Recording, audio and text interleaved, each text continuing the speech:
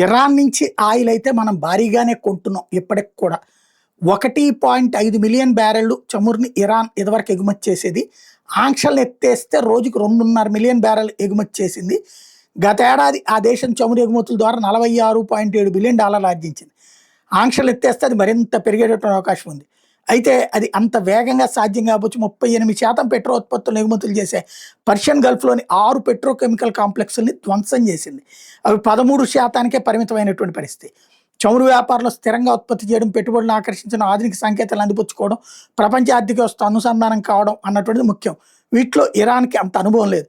Iran చమురు క్షేత్రాలు పాతవి, వాటిలో ఇప్పటికే ఉత్పత్తి బాగా తగ్గిపోయింది. ఒకవేళ రాజకీయ అడ్డంకులు వెంటనే తొలగిన చమురు పరిశ్రమలో ఇంజనీరింగ్ నిర్మాణ పనులకు ఏళ్లు పట్టచ్చు. అలా చేసిన ఇప్పుడు ప్రపంచ దేశాలేవి ఇరాన్ చమురు కోసం ఎదురు చూడటం లేదు. ఆల్రెడీ ప్రత్యామ్నాయ మార్గాలు ఉన్నాయి. పెట్రోకెమికల్, స్టీల్ పరిశ్రమల ద్వారా ఇరాన్కి భారీగా ఇదివరకు ఆదాయం వచ్చేది. యుద్ధం కారణంగా ఆ పరిశ్రమలు కూడా ధ్వంసమైనవి. దీంతో సంప్రదాయంగా తాను ఎగుమతి చేసే ఉత్పత్తులను ఇప్పుడు ఆ దేశం దిగుమతి చేసుకోవాల్సిన పరిస్థితి వచ్చింది.